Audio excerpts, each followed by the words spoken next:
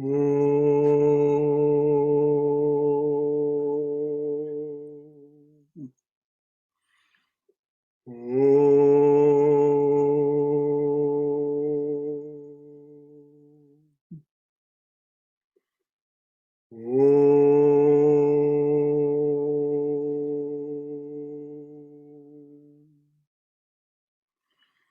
Om Sahana Bhavatu Sahano Bhunaktu Sahaviryam Karavavahai Tejasvinavaditamastu Ma Vidvishavahai.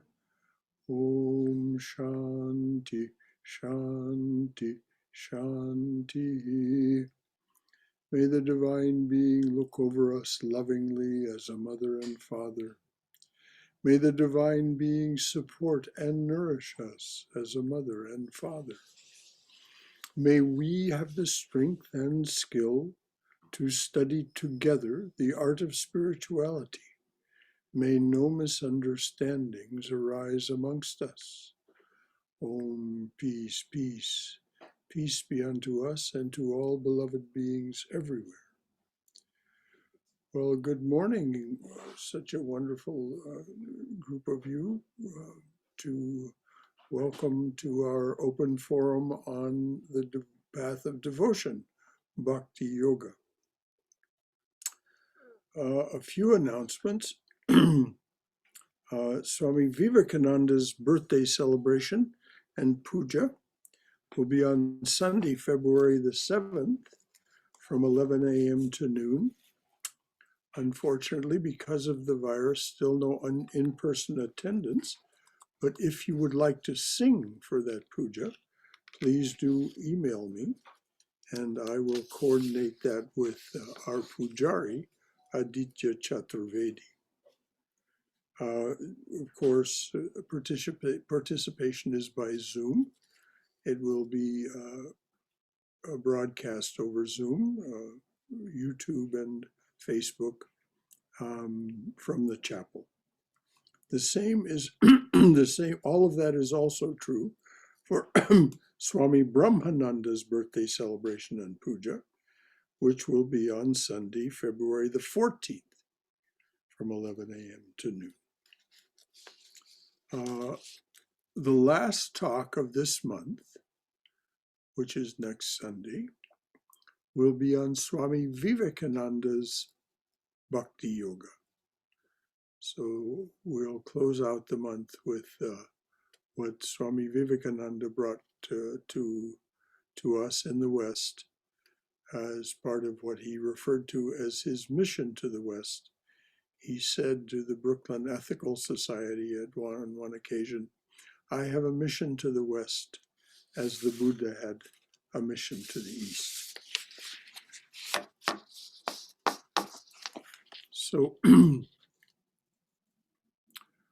as a frame of reference for what the Bhakti path is like, most of you already know, but it may be not as familiar to some of you. So I'll just sing this short song.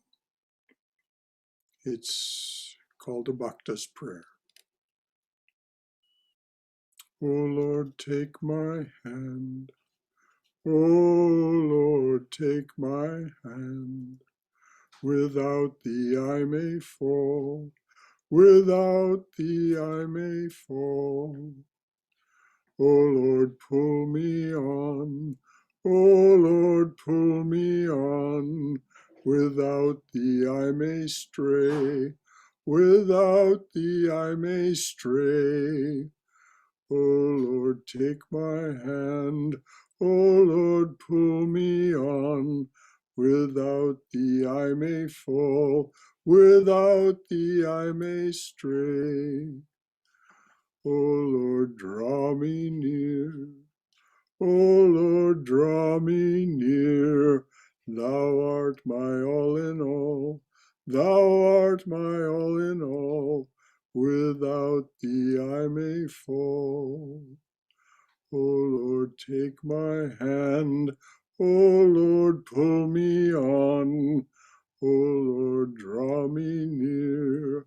Thou art my all in all. Thou art my all in all.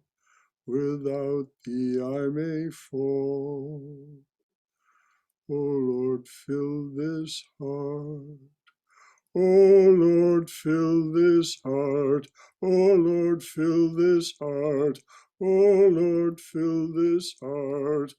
Thou art my all in all. Thou art my all in all. Without thee I may fall.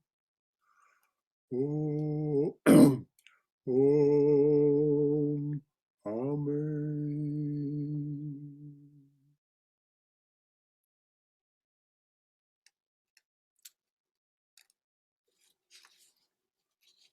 As most of you know, this January is a month for study of Bhakti Yoga. A Bhakti yogi, a bhakta, has a devotional relationship with God. This is developed over time by study, prayer, ritual, and worship. As a bhakta, you practice giving every action, thought, emotion, perception, and tendency a Godward turn. Everything you are, both positive and negative, is offered to the divine presence. Your prayer is for the carefree self-surrender of a child in its mother or father's arms, and ultimately union with your beloved. In that state of union, no barrier of ego remains. The devotee becomes one with the divine presence in all-embracing love.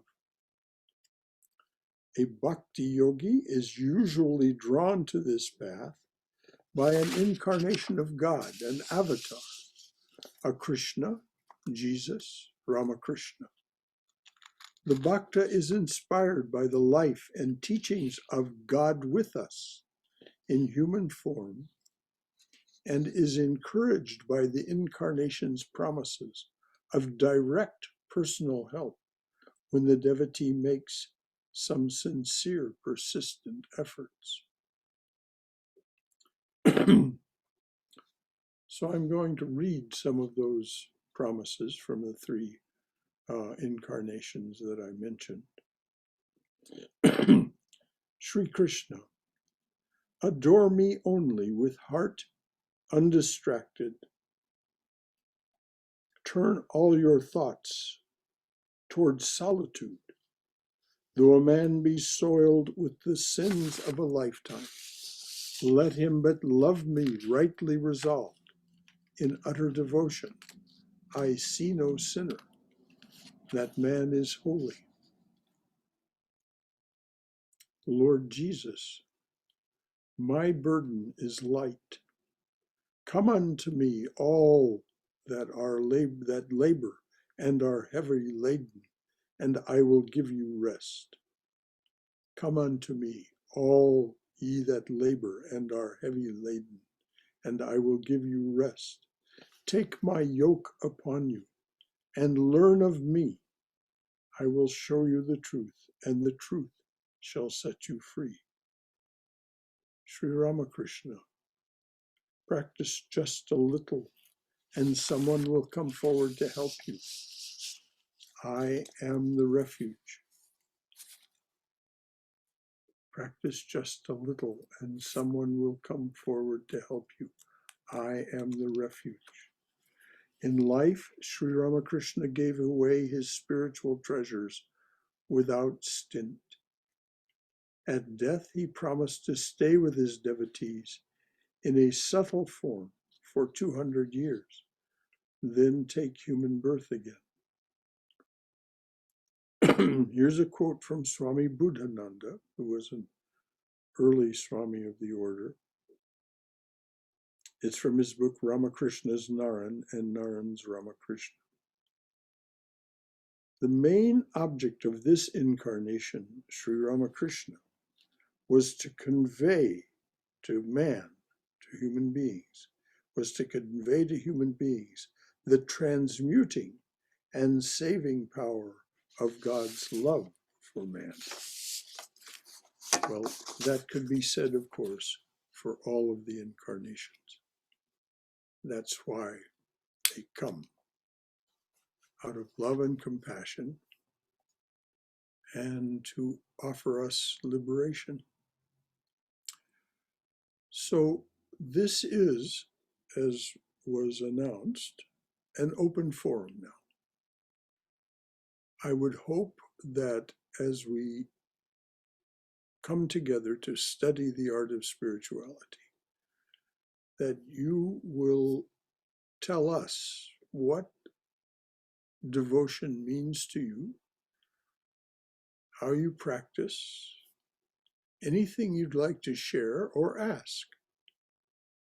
And when someone asks a question in an open forum, it won't be just me who answers. Anyone is free to answer anyone else's question. That's true always, but it isn't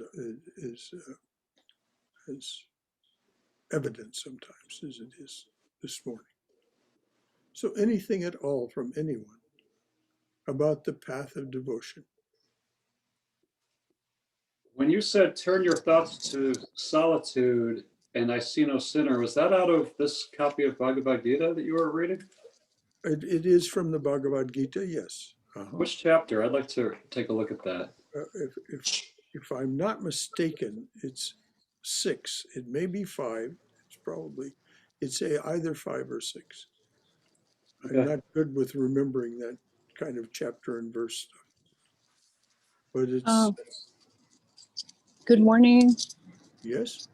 I would like to add that for me personally, devotion has been establishing a good, a dharana practice in the mornings, like waking up early in the morning, something that I have been cultivating, waking up from anywhere from 4:30 to 5 a.m. in the morning. And I have a teacher who helps me with this dharana practice. And I've been working on, my certain kramas and chanting Hare Krishna, as well as learning more about the Bhagavad Gita. And that's something that's been taken some time, but that's to me what devotion is.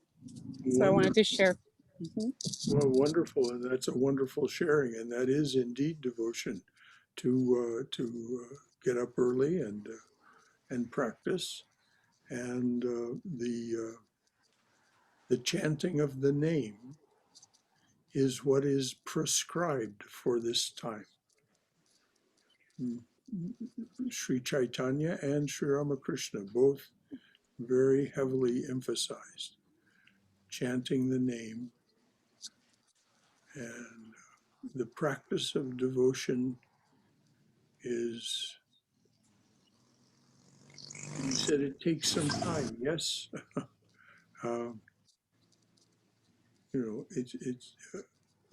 But the thing that's understood from what each of the avatars, the incarnations, tell us is that if we apply ourselves, we can indeed achieve liberation in this lifetime.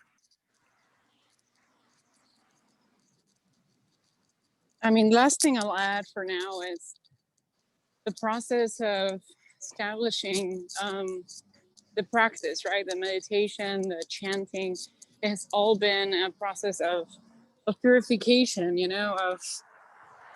of understanding and listening to my inner voice in the quiet mornings, and chanting has really brought a lot of relief and it's brought a lot of insight in those during these times. And so definitely worth the investment and the effort, because it takes effort. It's all about balance, of course, but it's about also putting a little bit of effort in that. To me, that's devotion. Yes. Thank you. Thank you, dear. Anyone else? Let's keep the conversation going. What is it that this all means to you? How is it that you resonate to the word devotion or devotional practice? So, hello, Brother Shankara. Hello there. Good morning. Good morning. So I've heard that Christ was seen as one of the ideal bhakti yogis. In Mhm. that, I mean, seen through some of the things he says, such as "Ask and you shall receive," and "Knock and the door shall open." Did he teach in other ways, or was he primarily a bhakti yogi through his approach? Uh, He taught all three. He taught the dualistic path of devotion. He taught qualified non-dualism, and he taught complete non-dualism, uh, depending on the audience he was speaking to. His closest disciples, you'll find this most evident in the Gospel of Thomas and in the Gospel of the Beloved Companion, rather than in the canonical Gospels, the four Gospels that came out of the Council of Nicaea in AD 300. Those four Gospels stress the path of devotion and can be interpreted as being dualistic. They can also be interpreted as being beyond that. I mean, when Christ said, "I am the vine and ye are the branches," this bespeaks a unity. This bespeaks. He says, "I and my Father are one." There's the vine, and ye are the branches. So this is a kind of qualified non-dualism. So he taught both the dualistic, simple-hearted devotional path. If you want to read a very good exposition of Christ's teachings from the Vedantic point of view, Swami Prabhavananda wrote a book called Sermon on the Mount According to Vedanta. And that certainly is a very loving, and Swami Prabhavananda loved Christ. I'm not exaggerating when I say loved. I would even say adored Christ. He knew who Christ is. And so that's a beautiful interpretation of Christ's teachings from a Vedantic perspective. Thanks, Sunny. Anyone else? Namaste. Yes, hello. Hello. So I've just recently moved to Atlanta, and We're glad to have you with us. This is my first session with the Vedanta Center here. But I've been following the process, doing intense sadhana for over 30 years now. And the question has always been, what is liberation? Why do we need liberation? What is the purpose of this journey? And over the 30 years, again, through intense sadhana and through meditation, information that has come to me, it's more about understanding. First, the question is, we're doing this to attain liberation. What is liberation? And why do we need to attain liberation? And the way this was brought to me was to basically understand that everything is energy. And when we've come into this planet, we've also taken many births here, and because of the way the planet is, it's a contaminated planet, and through that, by living here, and again, because of the way our thoughts, words, actions, deeds work, we've contaminated ourselves. So if you see yourself, your original self, as a pure crystal, and that crystal is full of dirt with layers and layers and layers and layers of dirt because of the many reincarnations we've had on this planet. The whole sadhana process is to clean that crystal back to its original form, is to remove all these layers after layers after layers. Mm-hmm. And the process of sadhana is designed to do that. So the more we go into the process of purification, and again, doing namasmaran, chanting the names of the higher beings. These are the avatars that have come on this planet to guide us and show us the path of what to do and how to clean yourself. And because we don't know what to do, the only way we can understand it is through the teachings of the avatars. And these avatars have brought us the processes of how to do this. And the avatars come from a very high frequency realm, right? And we're in a low frequency realm.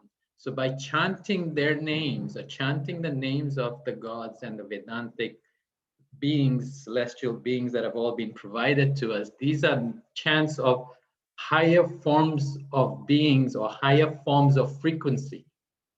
And again, chanting any mantra is made up of frequency. It's high, it's sound frequency. So when you chant high frequency sounds, you're clearing yourself through the high frequency. The tones of the high frequency clear out the low frequencies and open you up through clearing. And as we clear, we raise our frequency.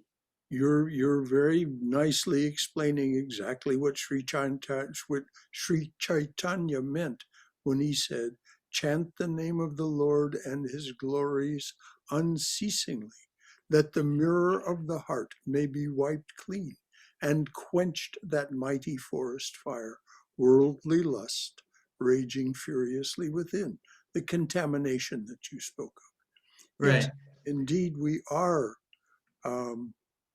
covered by layers of ignorance, and liberation is a spontaneous thing that happens when we dispel that ignorance.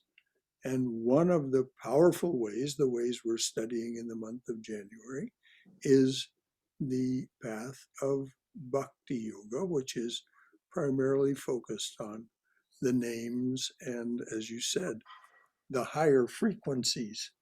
This is explained in some degree by the sage Patanjali when he talks about replacing lower samskaras with higher samskaras. So it's thank you very much for that contribution. Very well said, very articulate. Yeah. Also, my wife, she's been connecting with celestial beings, and when she does her homa ceremonies, she does a lot of homas. The beings talk to her. I mean, she talks to Ganesh, she talks to Krishna, she talks to Shiva, she talks to many of these beings. And she's a karma yogini, which means through the beings, through doing the homa, the fire ceremonies, the processes that will allow, if permission is given, to clear people's karmas. So, I mean, we've been doing that for ourselves, which is also helping clear the karmas. So as you clear karmas of all your past lives, you're also going through this higher level of purification. So again, this is a process of purification, going deeper and deeper, because there are many, many layers that we have to clear out. And we just have to know how to do this and what are the processes. And the fire ceremonies with the right chantings and all that, it provides a very high level of clearing. And that's just that's all very true what you said. But as Swami Vivekananda said, that is the slower process. The faster process is Brahmadas brought up earlier that no, it was Sun. Maybe it was Sunny that brought up. It was that brought up the avatars have the power to do this for us more quickly than this slower process. And it is the appeal of the heart. It is the desire of the heart to have this purification. And so as Christ said, knock, and it shall be opened unto you. Ask, and ye shall receive. If you ask your Father for bread, will he give you a stone? If you ask your Father for fish, will he give you a serpent? So the process, everyone needs to do it exactly as is appropriate for them. So no objection to what you were saying or doing. I'm just saying that this is one of the great virtues of the path of bhakti, that the avatars offer us a somewhat shorter way Sri Ramakrishna said, go from the first house, the house of being a student, the brahmacharya, go directly from that to knowledge of God, to the fourth house, the knowledge, the house of moksha, liberation. First, know God, then live your life.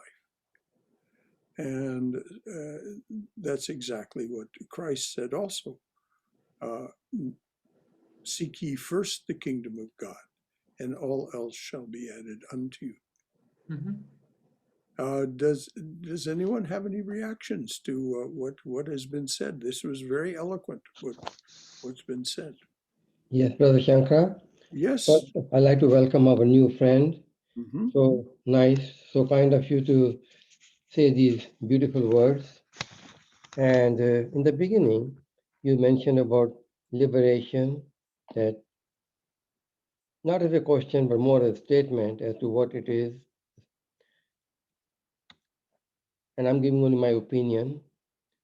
Liberation to me is liberation from myself, by myself, which makes it so much more difficult as opposed to having a guide or remarkable magic to help me through. Ultimately, it's for me to work on my own effort. And fortunately, in Bhagavad Gita, Lord Krishna says, in this, there's no loss of effort. And that gives a lot of inspiration that no matter what I try, whatever effort I put in, it's not going to be a useless effort. It's going to someday pay itself. And as Thakur said, mind is like a piece of cloth. It takes on the color of the water we dip it in. And that's another inspiration, reminding myself what cloth and what water am I dipping it in. Nicely said, BJ. Nicely said. You know, the assistance of the avatars. This is why I read the three pieces that I read in the beginning. That they all promise that they will help us. They all promise that if you turn to them with a sincere heart, and I've noticed that as the ages have passed, from Sri Krishna perhaps 5,000 years ago to Christ 2,000 years ago to Sri Ramakrishna not yet 200 years ago, the demands of the avatar are less. Because the age has darkened. This is the Kali Yuga. The age has darkened toward the end of the Kali Yuga. They have made themselves more available. Sri Ramakrishna said he'd be back in 2086 to give another push and awaken even more hearts to the possibility of being free of the requirement for human birth. Anything else from anyone? This is wonderful. The Shankar, Yes, Bhagarat. there are two thoughts I wanted to share. Mm-hmm. Number one is about avatara. Mm-hmm. Why there is a delay between two avatars? Why do they come periodically? The way I feel that avatara is a condensation of many people's effort of bhakti. They are not single, it's a cumulative effect of number of people over number of days and years devoted to that one. They create a wave, and that wave forces an avatar to come in a flash form and reform the earth. This is the reason why the small acts of bhakti are very important also, which we are doing. And this is what Mother Teresa said, that nobody is born to do great action. Make multiple small actions with love. And they will accumulate to create the major force, like the small streams coming together and making a big river and ultimately an ocean. So that is a very evolutionary aspect of Avatara. That is number one I wanted to share. Number two, what Surya said, no, I don't think that this planet is contaminated. This planet is too big to be all contaminated. In part, it is contaminated, in part, it is pure, and depends upon which corner you select for yourself. Being a physician, I'm coming to the example of a hospital. The hospital is contaminated. As a matter of fact, you can catch the worst infections when you are in a hospital. But within that hospital is an operating room. It has no contamination whatsoever. But in order to enter that operating room, like in our mandir or temple or whatever you say, you have to prepare yourself. You cannot just from the street into the operating room. Put on the sterile clothes, you put on a mask, you cover your hair, you put on gloves, and then that place will continue to be uncontaminated for the same safe operation of what you want to do. So what I feel is that if you enter a temple with a contaminated mind, you are not helping the temple. Actually, you are spoiling the purity of the temple. This is the reason why bhakti requires a prior preparation of a pure mind. Without a pure mind, when you enter the bhakti, basically not only it is non-productive, it can be counterproductive. So this is the reason why even in prarthana, we first say atadhyanam. Meditate with total concentration. So basically we are decontaminating the mind and then entering the phase of the temple, the pure form, which is likely to give you the results that you want. Well, Bhagirath, all of what you've said is true and wonderfully said. Thank you. Particularly about the need for decontamination before we enter the sacred precincts. But lest anyone be discouraged by this, be daunted by this, Swami Sridharananda said the process of divinizing your life happens slowly and slowly, my dears. These were his words. It happens slowly and slowly. We did not accumulate this contamination quickly. It will not be dispelled quickly except by the direct will of the avatar, of an avatar, of an illumined soul. So that there are these wonderfully inspiring and rare instances, such as the story of Scrooge in A Christmas Carol.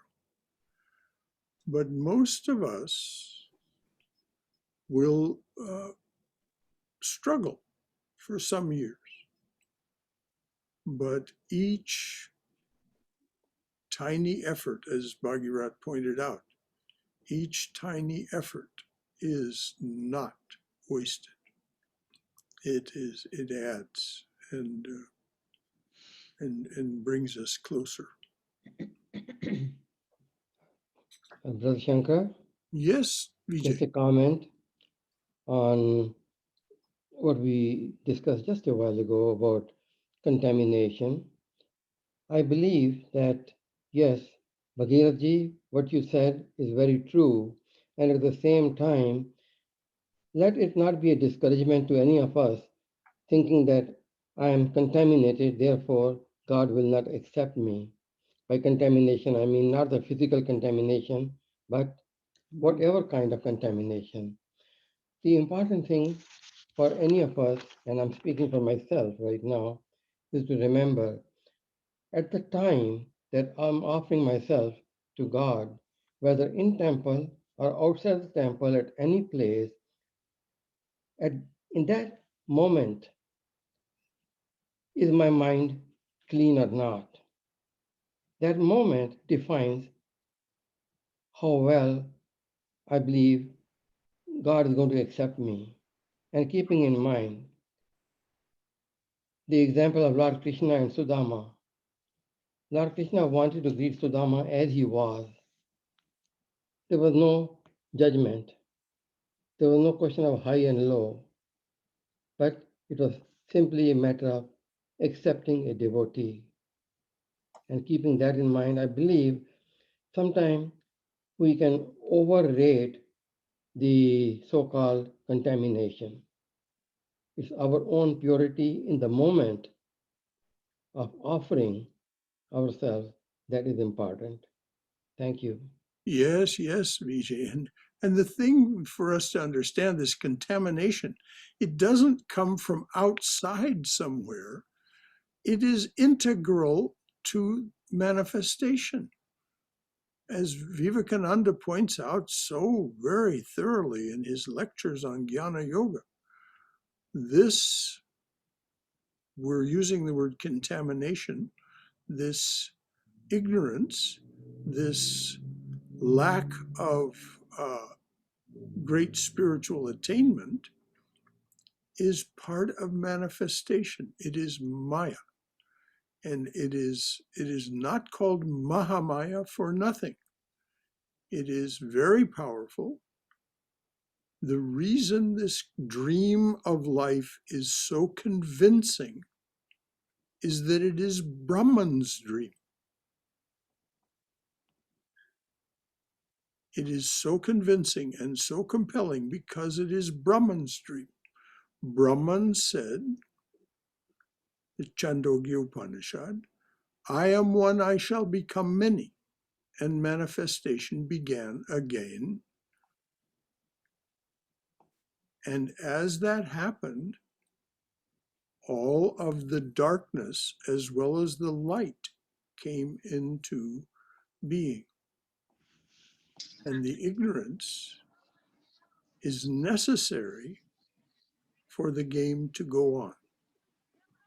So the thing for us to remember, I pointed out earlier, Jesus said, I am the vine, ye are the branches. We are one with that which is doing this. We are, as Vivekananda said, infinite dreamers dreaming finite dreams. So there is no judgment. There is no, karma is a law of being. There's no judgment in it. It is simply a way for us to learn what we need to learn to move further along the path. So the dispelling of our karma, the dispelling of our ignorance is just part of the adventure. And it can be and should be a very joyous part of the adventure. Sometimes it's painful. Shankara, Yes, Brother Shankara, this is Swayam.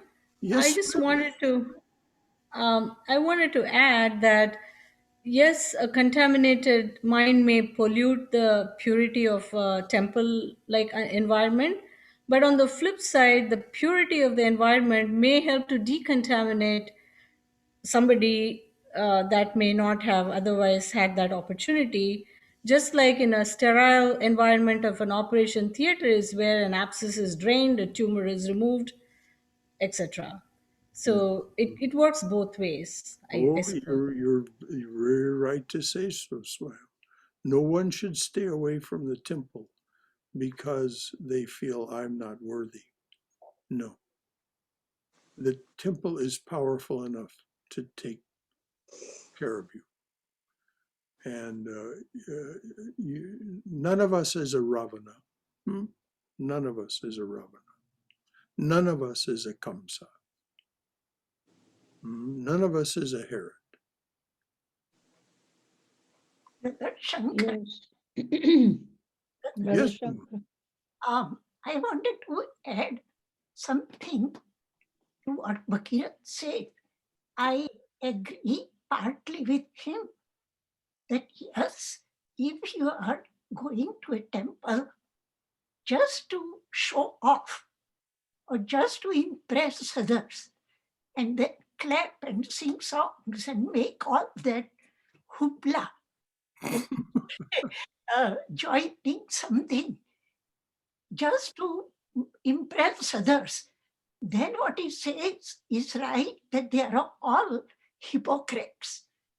But overall, if you look at what Krishna said in the Bhagavad Gita, come all, come one and come all, whoever you are, whatever you are, wherever you come from. And all same thing I think Jesus Christ said. He never rejected any sinner, even the hard sinner or murderer. Ramakrishna accepted Girish Ghosh, even though he was a drunkard. So, Oh, he was far beyond just a drunkard. yes, and He was a real reprobate. yeah. So the point is that we all belong. We are not perfect, but this is a chance to be in a pure environment and satsanga, which is very, very important. That if you are repeatedly attending some such bhakti with like-minded people who are intentionally pure, they may not be actually, but at least intentionally wanting to improve or change or dedicate what they have to God. Mhm. So I think overall it helps more, and chances are more that you get virtually, gradually purified than not doing anything at all. Well, yes. So my point, We each begin to our journey toward the center of our being yes, from wherever we stand at the moment. Yep. And and there's absolutely nothing wrong Yeah. in being exactly who you are. As a matter of fact, as you said, those people who practice hypocrisy, Yeah. as was very, very aptly pointed out a week or so ago, the imitation of something is paying homage to it. We're trying to it's like that story of the man who was a robber who was trying to steal all the fish from a zamindar's pond, and he heard the all of the people starting to come after him. They saw what he was doing, and so he smeared himself with ashes and sat under a tree and pretended to be a holy man. And lo and behold, the zamindar came out and said, "What have you found? What have you found?" "Oh, we didn't find a robber, but we have found this holy man sitting under the tree." "Oh, wonderful." And he gave him a rupee. So many began to visit this hypocrite, this man who was pretending to be a holy man, and it transformed him. He became a holy man as a result. This is a story told in the Gospel of Sri Ramakrishna. So this is for us to practice judgment, to judge others, or for that matter, to judge ourselves. To do self-study is one thing. To practice judgment on ourselves and not be self-forgiving is quite another. And it hinders us on the path when we are self-recriminatory, self-judgmental, and it vastly hinders us on the path when we judge others and presume to understand why they're manifesting whatever ignorance it is they're manifesting. As was pointed out, why do you concern yourself about the mote in your brother's eye and when you do not see the log in your own eye? Exactly, exactly. Anything else? This is great. Brother Shankara, I'd like to share. Yes, please. So when I think of bhakti, I think of, to me, it really resonates to see God in everything and to let every action be an offering. You know, I have daily rituals and practices and weekly rituals and practices that I do, like attending to my altar and, you know, prayer and kirtan and things like that. But I also try to incorporate that throughout my day and every action that I take. So cooking becomes an offering. Feeding the birds in my yard is an offering. You know, putting the vegetables in the compost, you know, I see that as an offering. When I go for a walk, I greet the trees and I greet the clouds and I greet the sun because God is in everything. And so I try to just incorporate that just throughout in little bits, just all the time. I try to do that. You know, reading a book to my students, that is an offering. Oh, yes. He who sees Brahman in every action attains to Brahman.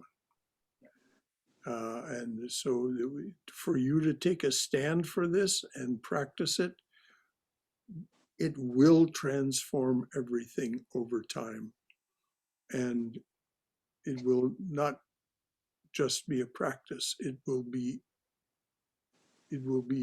a revelation to you.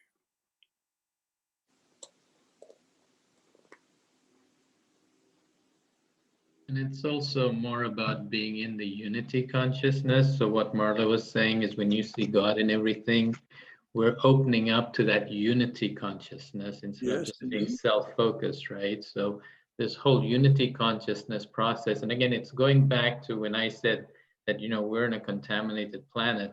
What I need to clarify here is it's about energy. Everything is energy, right? So when we understand energy and we understand the frequency and the vibration and the level of ignorance. So if I mean, this is information that I've received, right? So if we're on a third dimensional planet and the contamination here is because the frequency of the energy is so low that it's brought this planet to that high level of ignorance. And as you raise your own frequency, you open up to the wisdom of the higher frequencies. And that all that information and the wisdom is all in the same time and space. There's no difference in time and space. It's like, you know, if you're in a kindergarten planet, you only receive the level of information and you are at the level of ignorance of the people that are in kindergarten. When you move to a grade 12 level planet, you receive that level of wisdom and that level of ignorance is removed because you've now got that higher level of information. But all that is at the individual level and at the planetary level. The mass of the people create the frequency of the planet. So if the whole planet is in ignorance, it drops the level of the planet. Whereas individuals in these planets can have high frequencies and open up to higher layers of wisdom because they've opened up to that level of wisdom. And if And- they are sufficiently evolved, as the avatars are, they broadcast that high frequency throughout the collective unconscious Right, and transform everyone right. a And- little bit, and some people a great deal. Mhm. And there are I- also many beings here on this planet that are of high frequency, and their work here is to just help raise the frequency of the planet. They don't need to be known. They're just here silently meditating and raising the frequency. That's what To Swami help the others. Vivekananda says, yes. As a gardener, I have to talk about this contamination because, you know, crap, while it's not helpful to hang on to it, it's food for the plants. So things have benefits that we don't know.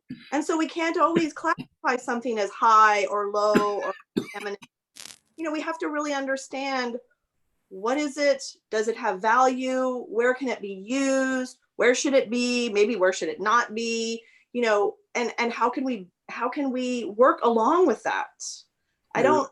Yeah, no, it's not very so much cautious. it's not so much the material. This is more about energetic of ourselves, our thought forms, you know, how we react with people. Do we forgive? Are we compassionate?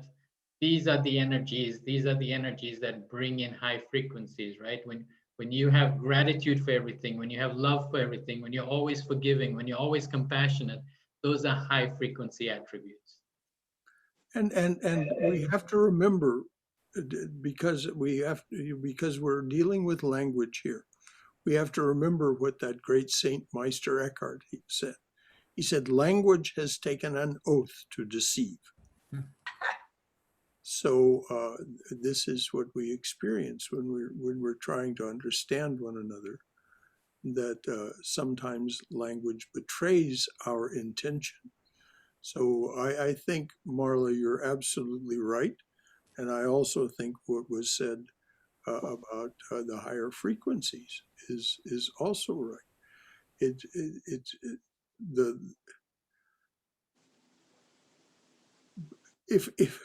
If we're going to take seriously the attributes of the divine, omnipresence, omniscience, and omnipotence, there is nothing that is outside of that.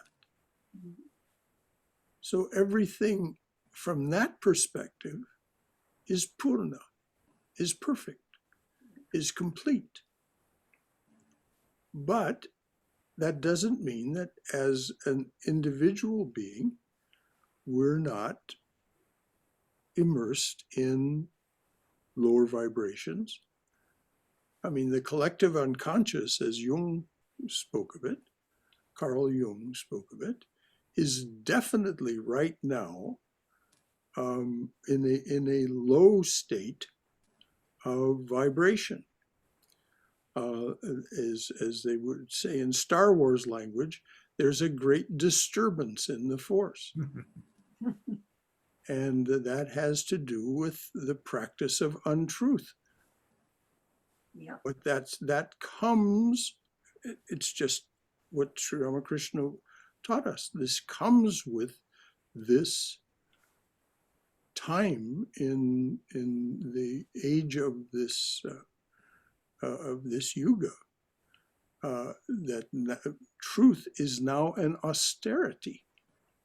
It's the austerity of this time. And we can see how true that is when we look around and see how much untruth is deliberately practiced. So this is the contamination that was spoken of, and it is definitely there. Low frequency. Actually, another way of looking at this is if you look at it from the highest aspect of ourselves, and we see that, okay, our oversouls are already in that purest form of state. And we have come here to experience the lower forms, because this way we know what the lower form feels like, what it's like to live in the untruth, what it's like to live in the way we're living. Because we already come from the higher aspect, now we're experiencing the lower. That's one way to look at it. Yes, it's very sweetly explained in the last 4 pages of chapter 4 of Swami Vivekananda's Raja Yoga. how we came to be here and what it is that we're doing here and what the final culmination of it all is. It's very beautifully, it's very poetically and beautifully put. I'll read that when we're next study Raja Yoga. I'll read that those pages. In terms of Bhakti Yoga, I think it's also important to talk about the law of attraction and how it relates to faith, because Jesus said that you should be like little children and have the faith of little children. Mm-hmm. And I think that relates to how the mind, I think someone was saying that before you start Bhakti Yoga, the mind has to be uncontaminated. So I think in that sense, you have to go kind of to the pure state, the childlike state. And I think it also relates to what Surya was saying about the energetic state, in which I think when we have faith, we're able to attract more positive outcomes, attract more to ourselves. This is at least what some people in the modern day have been calling the law of attraction. And I think in some way that relates to the Bhakti Yoga in terms of devotion. Well, you're absolutely right. And the fact is that everyone here has been subject to, everyone that we see on the screen is subject to this attraction. They are fulfilling the three graces that come. First grace is human birth. The second is the desire to be happy and free. Call it liberation, if you will. The third is the company of the holy. We have the company of the holy as we gather here together. We also have the company of the holy, those who come, as was mentioned, from the highest frequencies, which is, I read a little bit from three of them this morning: Sri Krishna, Jesus, and Ramakrishna. So they, as Albert Einstein pointed out, time is nothing but a stubborn illusion. Krishna has not gone anywhere. Christ has not gone anywhere. Sri Ramakrishna has not gone anywhere. As Sri Ramakrishna pointed out to Sri Sharada Devi, when she began to mourn after he left the body, he said, "Oh, stop it. I'm just in the next room. I'm just behind the curtain." So we have access, ready access, and it is only, we don't have to be pure before we can ask. If we ask, purity very, very well may be granted by the mere wish of the higher beings, the avatars, the teachers. But with what Siddhant mentioned, with regard to being a child, and why do the avatar says be a child and look at it from a child's perspective, and this is something that I've received that same information many times, and my wife keeps pushing me to go into that state, because the child is innocent. The child has no questions. The child has no doubt. And when we have all these questions about all the things that we want to know, we're doing it, there's doubt there. Whereas if you have no doubt, you accept everything as is. Mm-hmm. And that's the form that they want us to be in. Because when my wife receives messages from all these celestial beings, and I'm asking her, how come you're so open? And she goes, I have no doubt. Everything I receive, it's done with the pure allowing of it, with zero doubt. And it's also, again, looking at frequencies, the higher celestial beings, they're like communicating at the FM band. We're in the AM band. Because we're in two different bands, we can't receive the information. So for us to connect with them, we have to shift our frequency into their band. And that's how the channels open up. But the channels are consistently open. It's we're not on the right channel. And the frequency has to be raised to connect to their frequency. Then that channel is there. You receive that information. Chant the name of the Lord and his glory unceasing, and the mirror of the heart will be wiped clean, and the mighty forest fire of worldly lust will be quenched. This is the promise of Sri Chaitanya. So you can talk about that in terms of vibration. You can just talk about it in terms of simple faith, or the childlike faith. However it is it's always important for us to remember what Sri Krishna says in chapter 3 of the Gita. God alone is the doer. God alone is the doer. However it seems to us, God alone is the doer. I wanted to add about children. Children are optimistic. They're fresh, they're open, they're unburdened. They have a million questions. They're curious, but they're not jaded. They're not closed down. That's the difference between the adult and the child, to me. Well, you as a Montessori instructor are doing something that is so wonderful for them.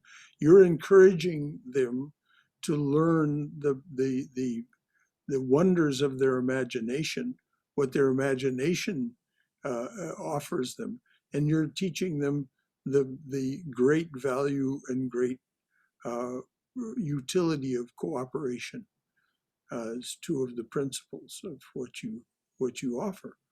And so, of course, they're going to be very free in the environment that you create there. Thank you. Brother Shankar, yes, Bhagarat. When we talk about children, we are not talking about an age-related phenomenon. Child's mind. And many adults can have the mind of a child. Our Ramakrishna is a finest example of how pure and like a child he was. He could dance when he wanted to, he could sing when he wants to, when he wants to keep quiet. That means he was not operating under any inhibitions. This is the reason why Lao Tse Tung said, do not seek the truth of the world, just hold back your prejudices. Yes. And that another name for contamination is cluttering.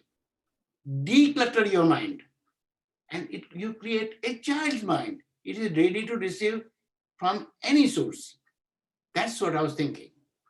Yes.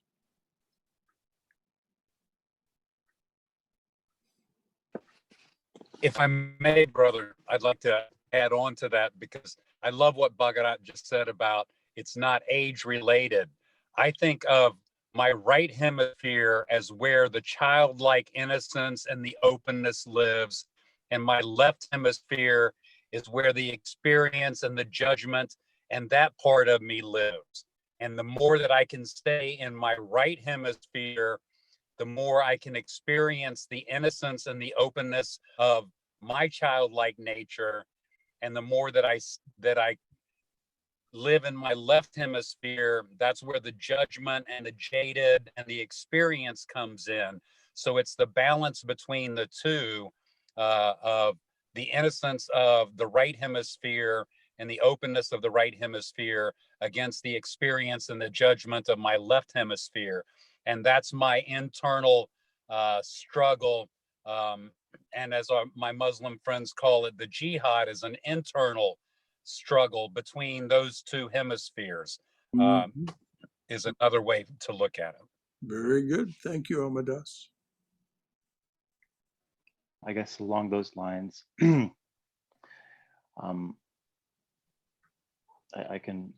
like to share my experience. Thank you. My background is mainly in Western philosophy, so that's why I call myself, I guess, a jhana yogi primarily.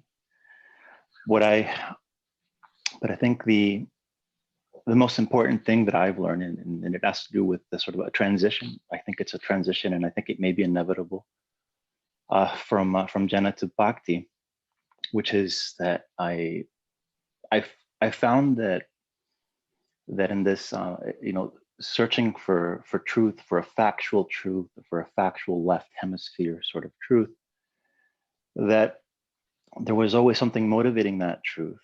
And in the midst of ugliness, it always seemed to be the search for truth itself was really a search for beauty. The search for truth was no different. There was a beauty in the search of truth itself that seemed to transcend whatever situation one finds themselves in, whatever ugliness one is confronted with. And so and so I came to that understanding of a more of the search for truth, intellectual, factual truth, as being something that's connected to something that's that's more primordial, into being nothing, just being a manifestation of a calling forth of ourselves to beauty, or beauty calling us forth, the search for beauty. And so then I realized that there's a more primordial truth than factual truth, which is the truth that facts refer to.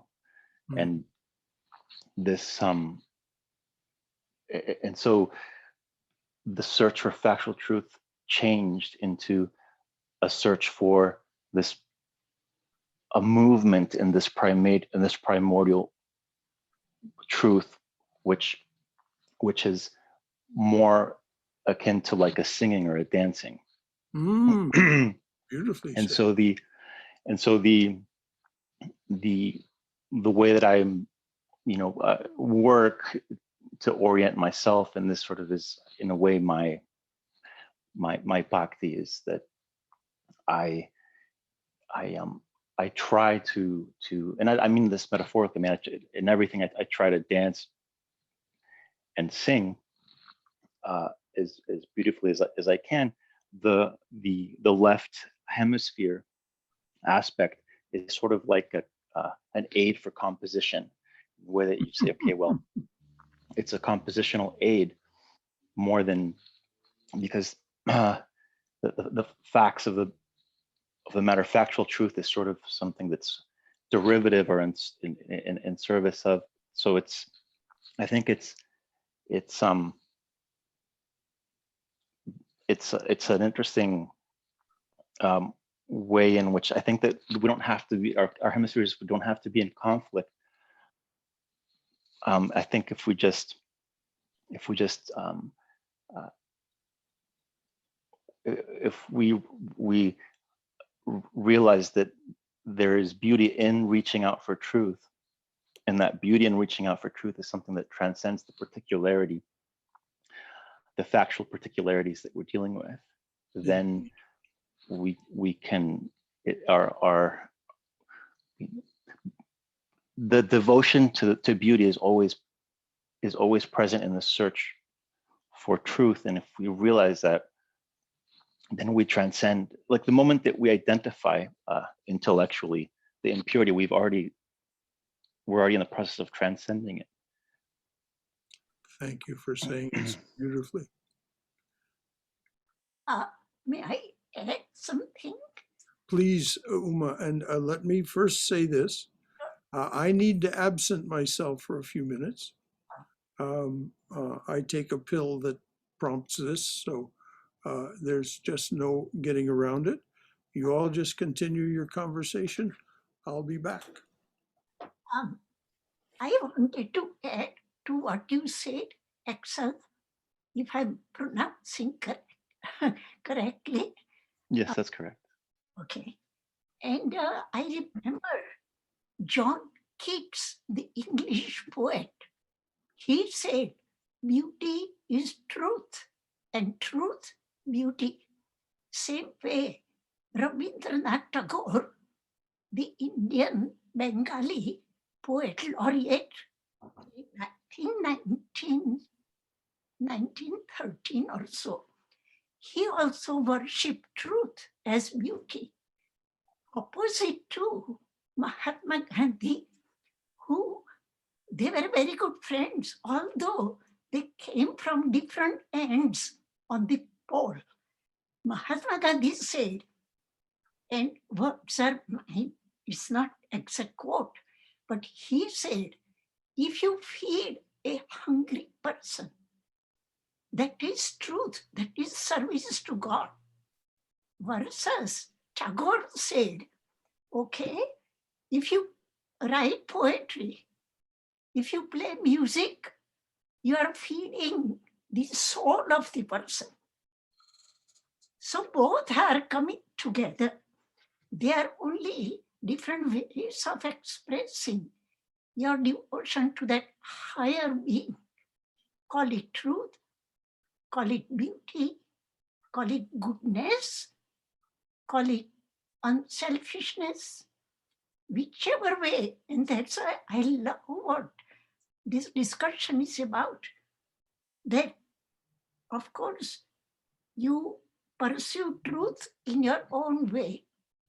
And whichever way you pursue it, as long as you are pure in the sense of your intentions are pure, and if you seriously undertake this journey with an idea to translate into action, not just go and play and visit a temple or hear a lecture, or just like us, it's wonderful to exchange ideas. But I think the taste of the pudding is that it doesn't fall apart. That in life, you practice what you hear.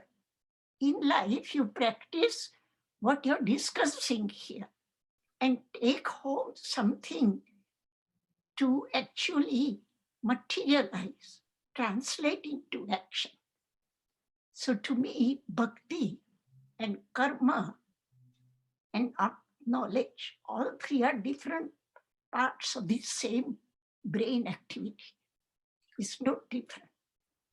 Much before Keats and Rabindranath Tagore, it has been said in Sanskrit literature, Satyam, Shivam, Sundaram.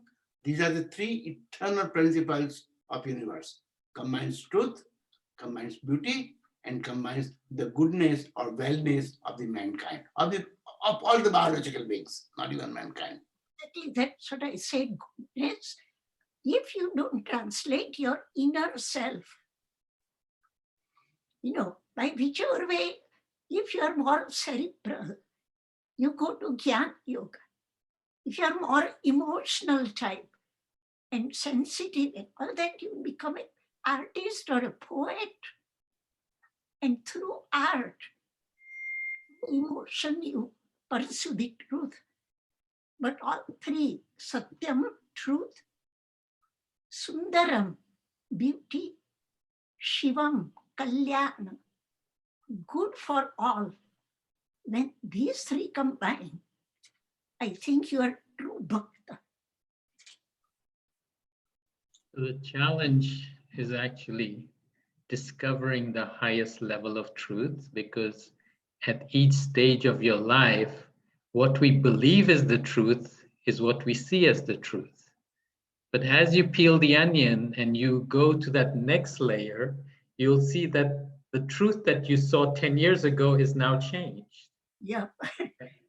Yeah. And as you develop spiritually, you'll see that the higher levels of truth is very different to the lower levels of truth. Yes. So the challenge is to consistently seek out the higher layers of truth. That's why our prayer, oh God, take me from the lower to the higher truth. Asatoma Sadgamaya. Yeah, no, what I've also learned is belief stops us. So as soon as you start believing in something, you put yourself in that square box of belief system. The Yep. universe is an open-ended system, yet we put the universe in our little square box of belief, and we think, okay, this is the true thing because this is the square box of whatever, that you believe in. But if you remove that square box and keep yourself completely open-ended, then you're allowing yourself to receive the truth from the universal level. Exactly. Yeah, that's very interesting. Right. The fact is, I mean, it's it's really kind of impossible to escape from paradoxes and contradictions, and to be able to create a perfect conceptual model, I think, of anything. The only thing that I have any faith in as truth is simply the truth of being itself, and that's why it's I don't really know what to do, or other than simply to just participate in this sort of becoming in the most beautiful way that I can, which means just it's a singing and dancing, and the most beautiful thing that I guess that I think we know is certainly love, and so it's what else what else can we do? I mean, it's like the only thing that I really can say that I know, and it's not really, it's not really a I don't even know if it's a philosophical knowledge. I mean, it's the only way that I can be free from the particularities. I mean, it's just the whole everything might be an illusion, but the intention and the movement, the way that I choose to move and the way that I choose to sing and dance, that's the only thing that I can know for certain. I hope we have an opportunity to hear your singing and dancing sometime in the future. I wish I could. I wish I could sing. I wish I could sing. I wish I could dance. Maybe. I can't. I try. I try my best. Yeah, that would be nice. We look forward Just to. when you, I'm just saying, just when you mentioned love, and when Umama, is that how you pronounce it?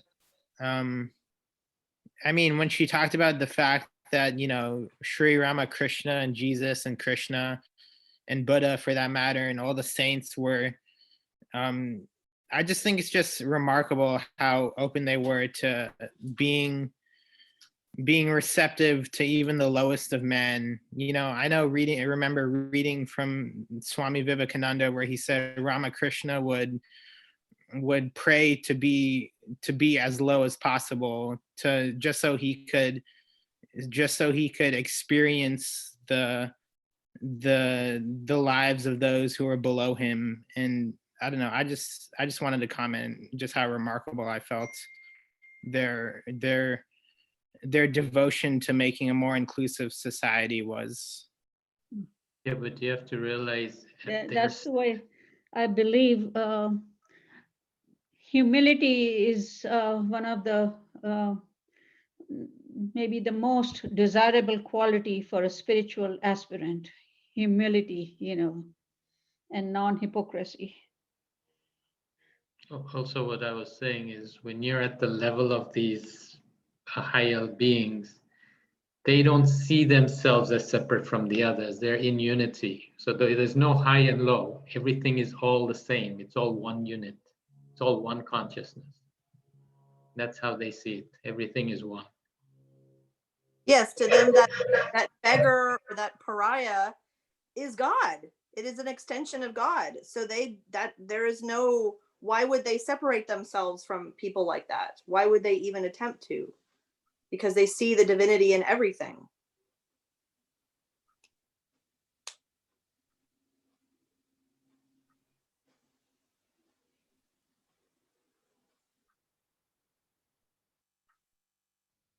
And they're here, they came here to show us that we can become like them.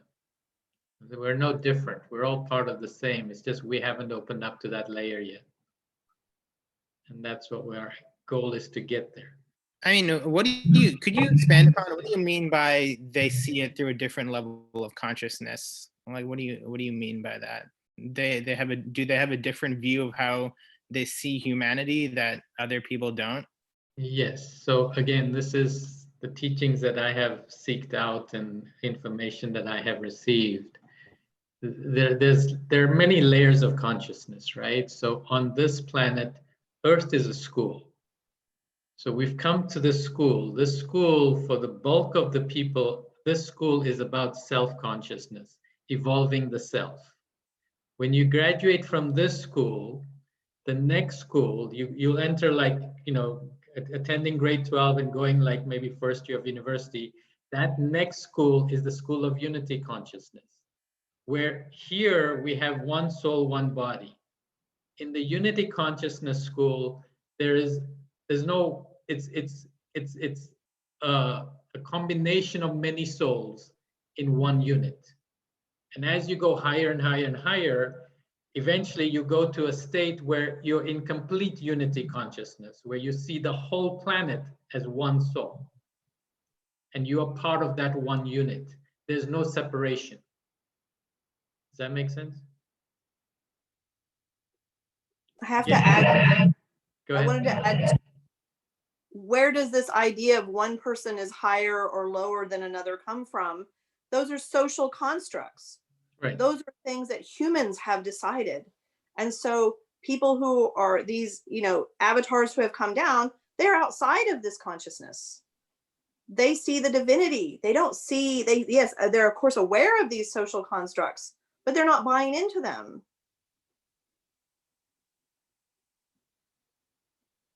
So, I mean, we see everything as separate from us. They don't. They see everything as one.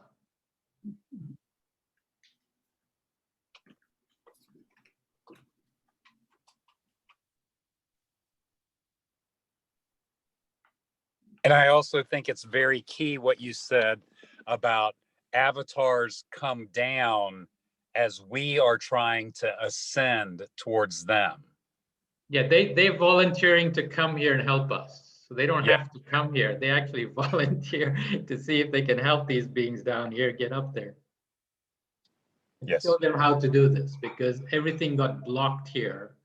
It's like, I was given a dream many years ago, and I was told that I had volunteered to come to this planet. I entered this room and there was a doorway. As soon as I walked into that doorway, the door shuts closed. And I'm in this round room with no doors or windows. And you don't know how to get out. And that's how we are on this planet. Without these teachings of the beings from the higher systems, we don't know how to get out. We're stuck here. And they're showing us the path, how to raise our frequencies and how to graduate and how to move on. Because it's not available here. We're still in session. Okay.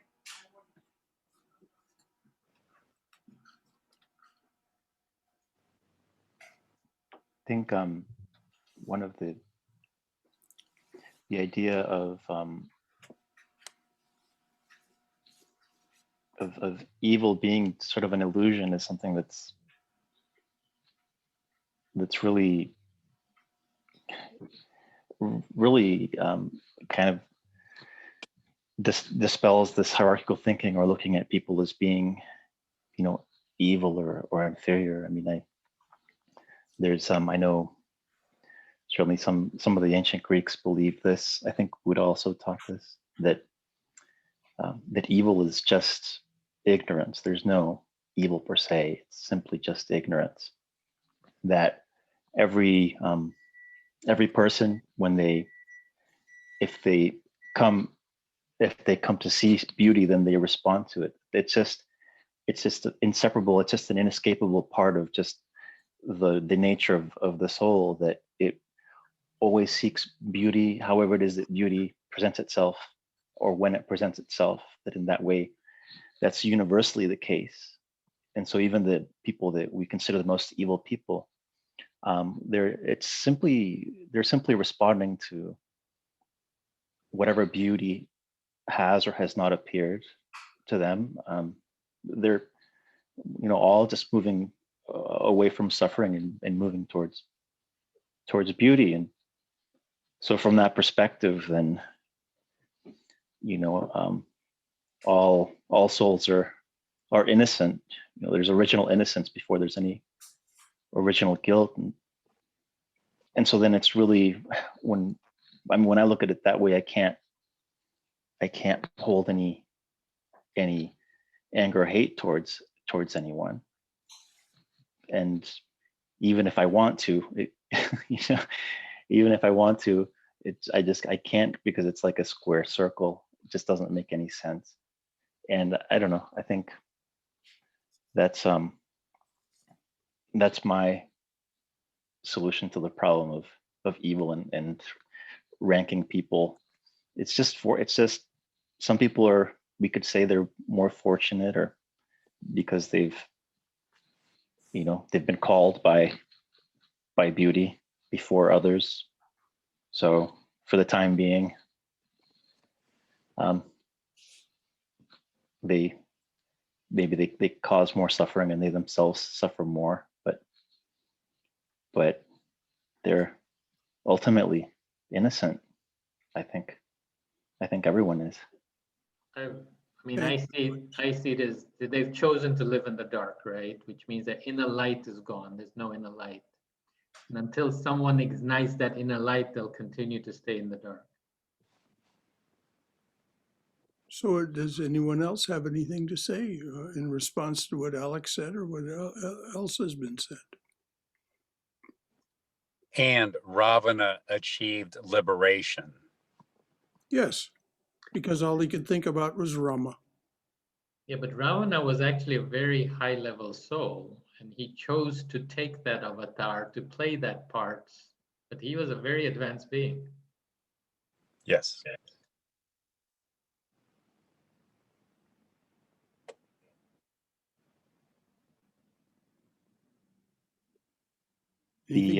Anything else from anyone? Well, brother, you mentioned the demonic tendencies, and so I looked at chapter 16, I believe it was, of the Gita. Mm-hmm. And yeah, I think that's very interesting in that it's I guess it's not clear to me whether, my intuition would tell me that what Krishna was saying was that these demonic tendencies sort of just kind of burn themselves out, or that they're not something that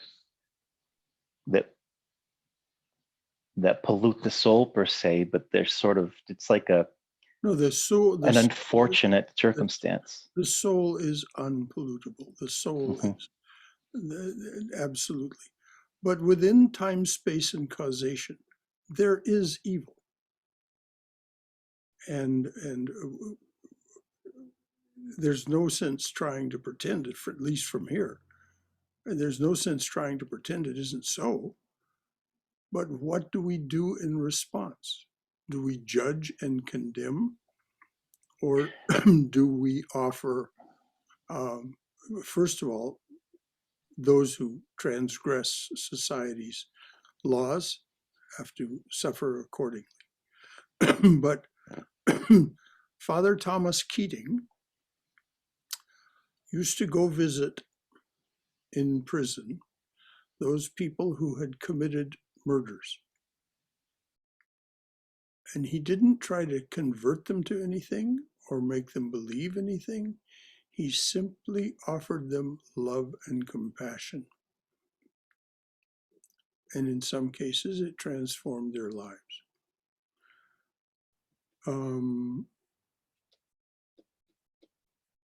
So there's no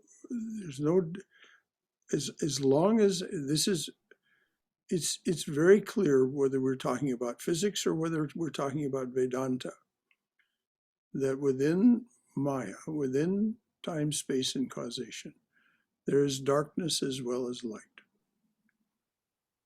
And how we respond is the only thing that we have any apparent control over.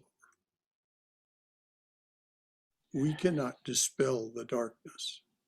I have a hard time understanding that.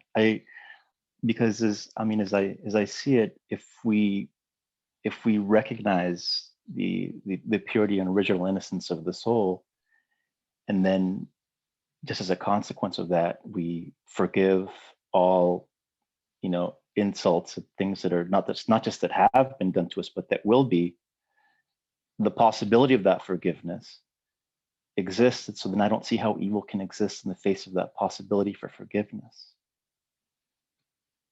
Even within our finitude, we can forgive. On an individual basis, yes.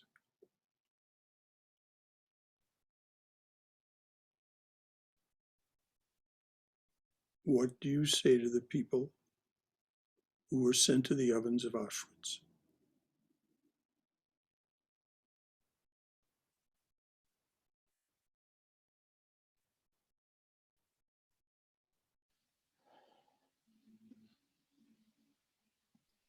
The fact is that sometimes Genghis Khan surrounded a city, and because they wouldn't surrender, he burnt the city to the ground and killed every living being within it. But his soul was still pure. But Genghis Khan didn't have any idea of that. His ignorance was total. This is the thing. The soul is the experiencer. The soul is the experiencer. The manifest being, the jiva, is the apparent doer. Now, what is so very hard for us to get our heads around is that God alone is the doer. So it is God acting as Genghis Khan or Hitler.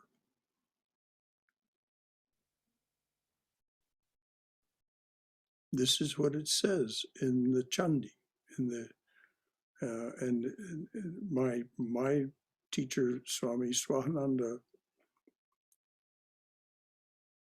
was quite adamant that from his perspective, and he was a direct disciple of Sri Ramakrishna, that this was true, that the divine in manifestation, call it mother as it is in the Chandi, as Brahma says to her in addressing her in the first hymn in the Chandi, you are the great Devi as also the great Asuri. You are the great goddess as also the great demoness. You have terrible forms as well as beautiful and beneficent forms. And these terrible forms are capable of terrible acts. Right now, thousands of people are dying in this country because of their ignorance and their willfulness, because they will not do what's necessary to protect themselves and others from this pandemic virus.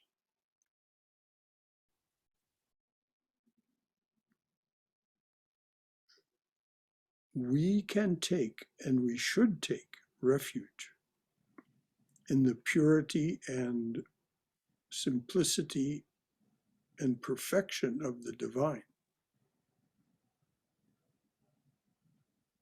But it doesn't do for us to say there is no such thing as evil.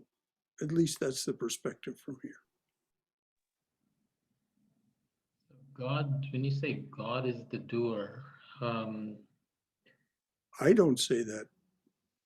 Krishna and Sri Ramakrishna, and for that matter, Jesus say that. so the information I received, I mean, about 10 years ago, I was questioning God and I was asking, who is God?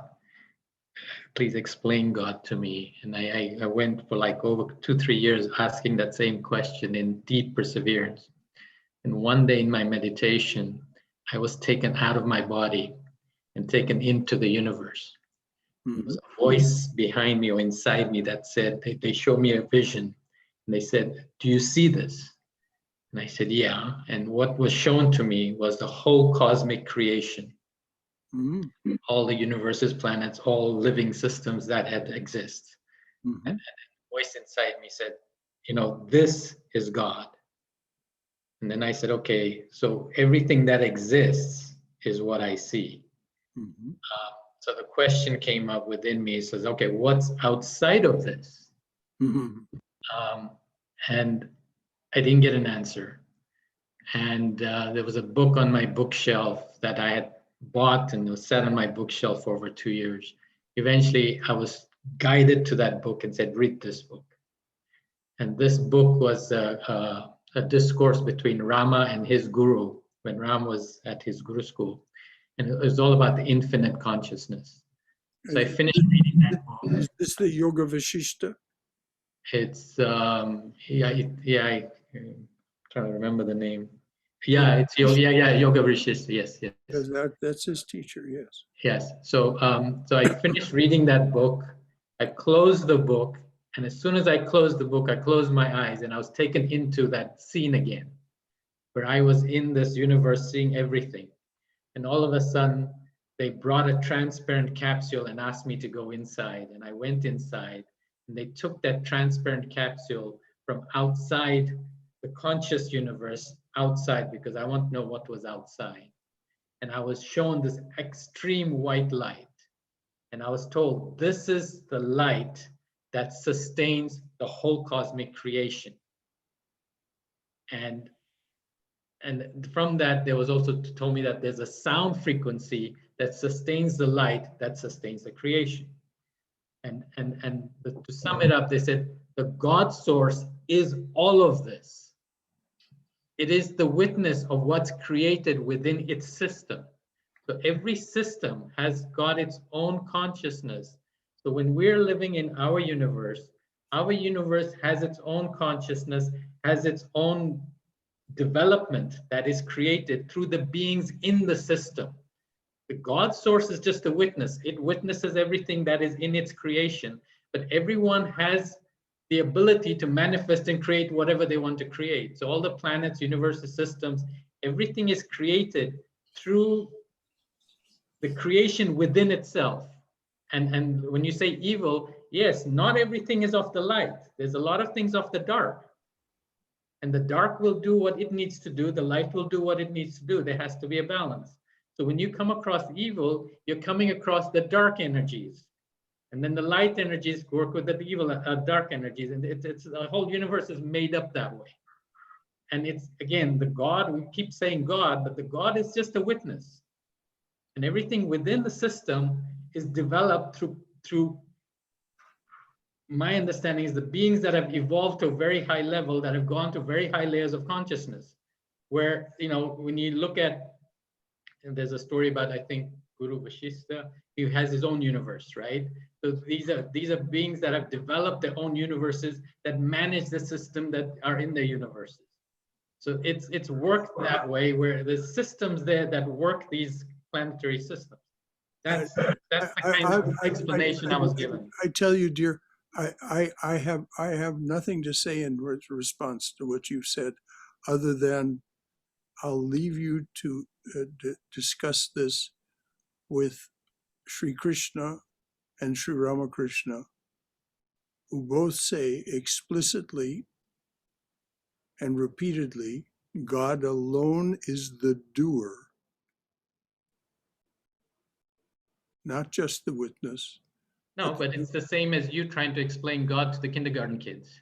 Well, Surya, I have a question for you. So did this compel you in any direction? And I asked that to say, like, why was it important that Rama or you learn this information? I'm sorry, why was what? Like, why is it important? Like, what was there a reason that you and Rama or other people for that matter learned this? Does it compel people towards greater kindness, greater compassion? Does it, like, I don't know if you understand my question. No, I'm not getting it. Like, what, like, is there a reason you learned this information? Does it compel you in any way towards compassion, towards greater knowledge of the universe, towards Yeah, I mean, I'm looking for the absolute truth, right? So, and we're all looking for the absolute truth. And this was a level of truth that was exposed to me. But again, seeking out, being compassionate, all that, it's still part of raising your frequency and going up to the higher layers. So that's still a process that we have to go through at this level. But I just wanted to know what the absolute truth was. And that was the vision that was given to me. Very good. And you explained it well. Brother Shankara? Yes, please. I would just want to make sure that I sort of was understanding your position with regard to evil. So my understanding is that your position, or the position of Vedanta, is so the soul itself is not evil. Actions can create evil in the world, but those actions themselves and the evil that they create are then transfigured and seen as good from the position of God realization. Is that right? First of all, the soul or Atman or Brahman is not within time, space, and causation in its absolute sense. There is there's Nirguna Brahman that is not within time, space, and causation. And then there's Saguna Brahman. Saguna Brahman is the doer. Saguna Brahman is the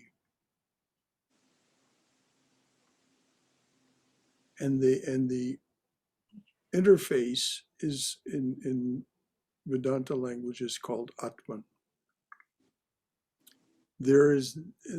We know the Atman as this witness consciousness that we can inhabit. From the absolute perspective,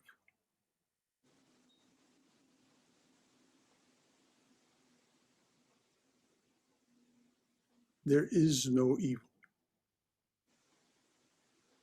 Within time, space, and causation, where if I pinch you, you will say, ouch, there is evil. People suffer.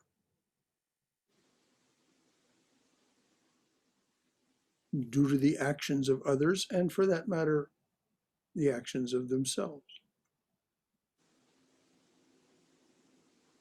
Now, from one perspective, this business of moving from higher and higher to higher and higher levels of vibration is a very potent way to talk about this. And the comment was made that mantras are these higher levels of vibration and so on. Yes, indeed. So what happens? Once we realize that we are nothing more than that Atman, that interface between the unmanifest and the manifest, and even something beyond that.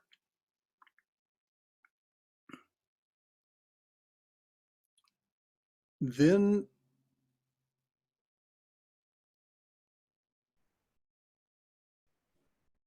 all that has happened to us is reason for celebration. But one can't pretend to that. One has to become that. And so, in the meantime,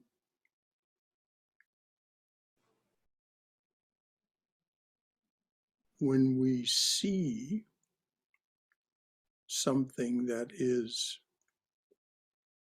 being done that causes others suffering, our response, according to Sri Krishna, according to Jesus, according to Sri Ramakrishna, should be one of compassion. As my teacher, Swami Prabhavananda, said, people have a right to their pain and suffering. Do not try to remove it. Sustain and comfort. We learn through pain and suffering, just like we learn through every experience we have, but our learning is more potent through pain and suffering because our nose is held to the grindstone, as it were.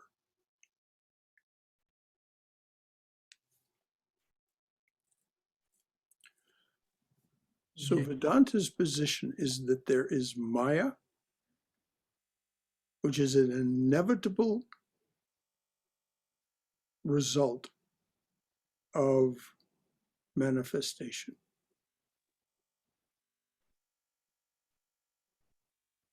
And that within Maya is darkness as well as light, and all the fruits of darkness as well as all the fruits of light. Is that clear? Or is there something more?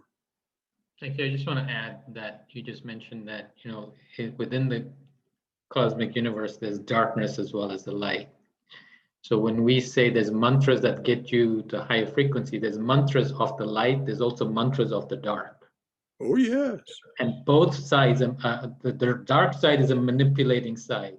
And that energy also resides on this planet.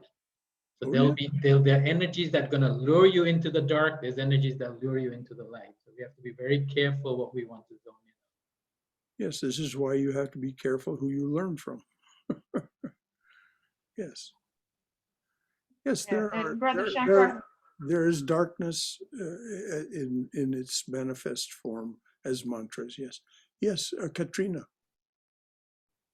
Yes, I just want to piggyback on what you said. You have to be cautious of who you learn from. The way I see it in terms of evil, I look at it as error thoughts too. And I think you can't do what you don't know. Mm-hmm. And so the teachings, I remember reading something that talked about, it was around 320 AD, I believe it was, in terms of where the teachings of Jesus were beginning to be suppressed. And so a lot of things I think that people do, and this is not to excuse, I think about what Jesus said, be wise as serpent, but smooth as doves. You've got to be wise in time space that we live in, but you can't, people, if they don't know, they can't do better. And a lot of what the teachings that are out there, and even the things that people, and teaching to me comes through different ways. And we're dealing with a lot of social media now, so there's a lot of information that's out there. And if people don't study, and I think there's a part in the Bible that says to study that, to show that self-approval too. If each one of us don't take it upon ourselves to study what we believe is true, and we talked about that a couple of weeks ago when we talked about, if what you believe, being in a position to evaluate if that's really true.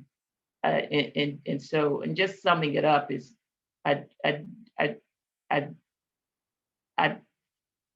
we call things evil, but I think people are really basing upon what they think is true and what is not true.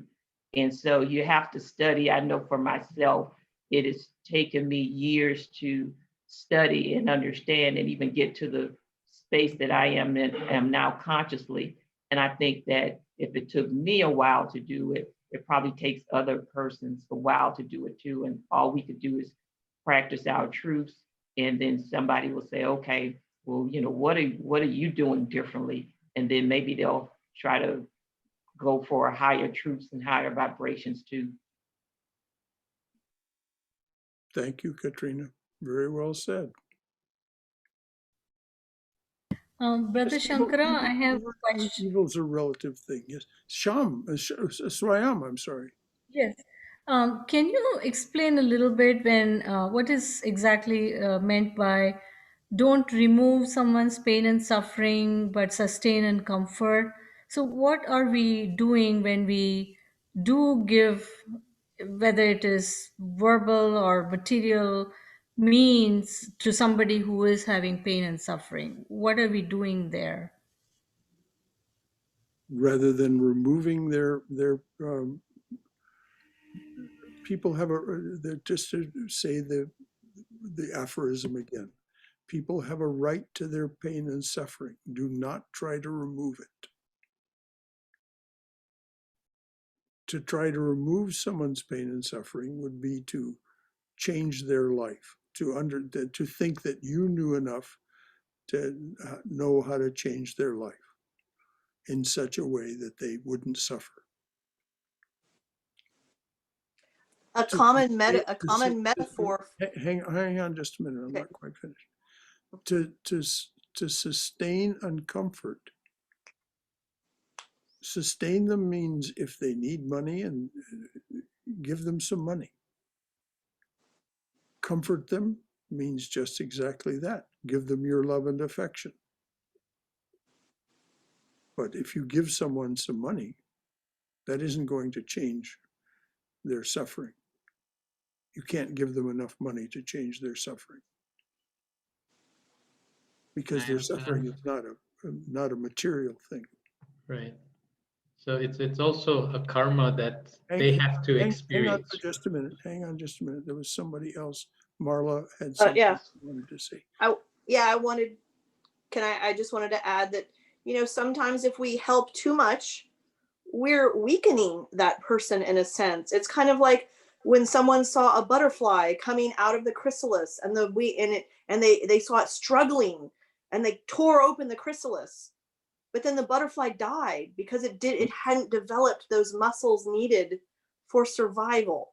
It's just like children when they're learning to walk. If we pull them up and move their legs for them, they'll never develop the muscles and the stamina and the strength needed to go forward. Yes, absolutely. There's another side to that too. I mean, they're going through the karmic experience, right? So the pain that they're going through, it's through the karma that they've created, and they're going through that experience. But the other side of it is the fact that they have now met you and you are now willing to help them out. That's a progression of their karma. Otherwise, they wouldn't have met you. Mm-hmm. So the fact that through your compassion, you want to help them out. I mean, if it's things like, if it's material level, then yes, that's doable. But if it's non-material, if they're going through like severe physical pain or physical illness or anything like that, that's a karmic thing that they have to progress through. Well said.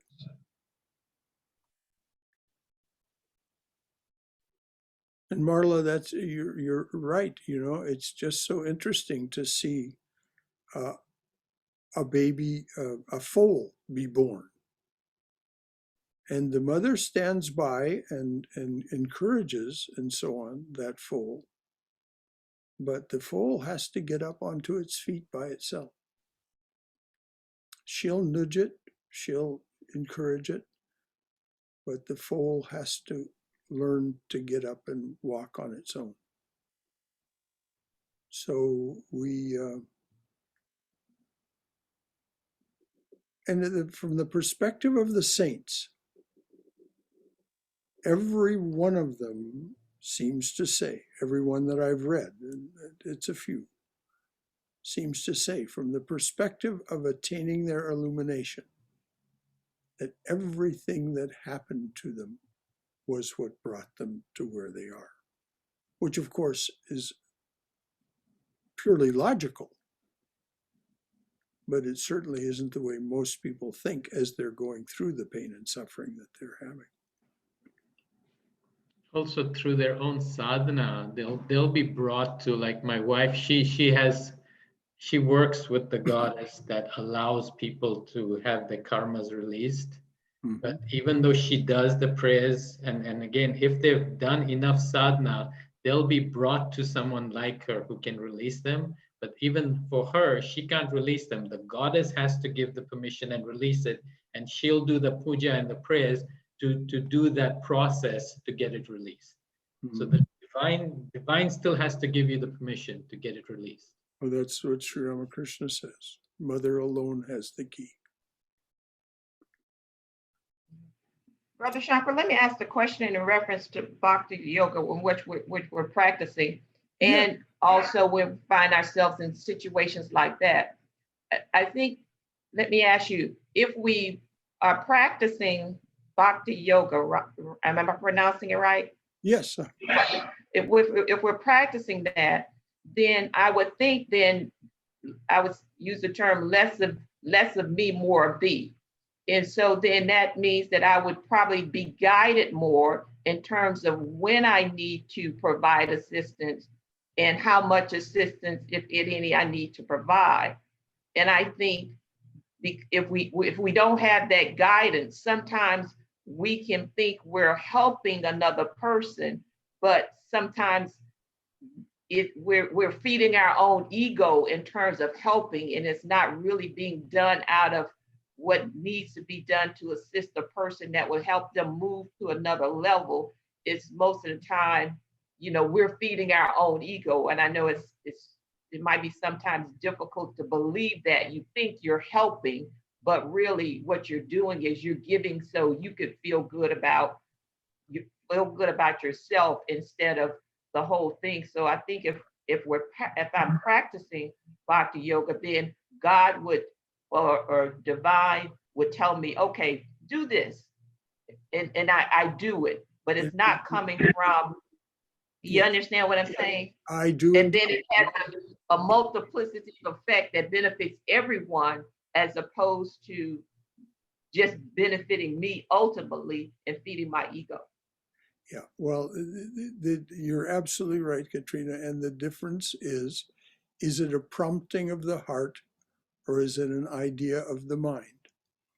And Sri Ramakrishna said, get rid of this idea of helping altogether and think only of service.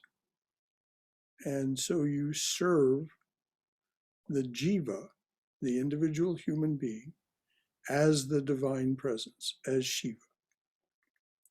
And so it's a matter of service, and it is a prompting of the heart, which is what we're speaking about when we say namaste, my heart and your heart, your divine presence in the divine presence here.